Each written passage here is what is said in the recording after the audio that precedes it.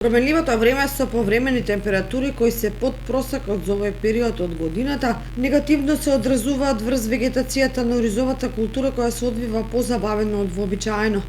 Последиците се поизразени на површините кои вода за наводнување користат од магистралните канали кои се со мощна ниска температура. Поради тоа земјоделците стравуваат дека жетвата може да доцни на есен, а сето тоа ќе ги доведе во прашање приносите и квалитетот на родот. Од друга страна, ниските температури и малобројните сончеви денови ја потикнуваат појавата на плевели кои бележат побујна вегетација. Поедини земјоделци се жалат дека имале мали ефекти од третирањето на посевите со пестициди, па некои ќе мора повторно да прскаат, што представува дополнителен трошок и зголемување на производствената цена. Со тие неприродни температури кои го обструират, например на 40 степена сега ќе биде од јули месец, растенијето доживува температурен шок или температурен стрес и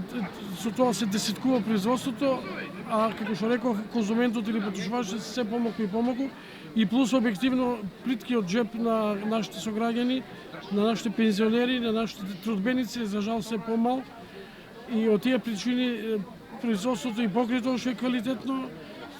ние сме едни од ретките кои имаме органско производство, кои користиме органски ѓубрива, пестицидите се сведени на минимум.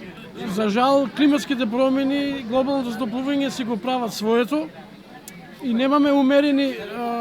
временски периоди како порано лето, пролет, есен, зима, туку имаме за жал директно од зима се оди во лето со некои неприродни температури и наместо умерено континентална клима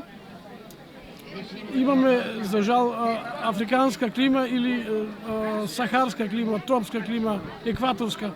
Што значи дека производството станува се потешко и потешко за произведување, односно за занимавање со градинарско производство, бидејќи се наложува потребата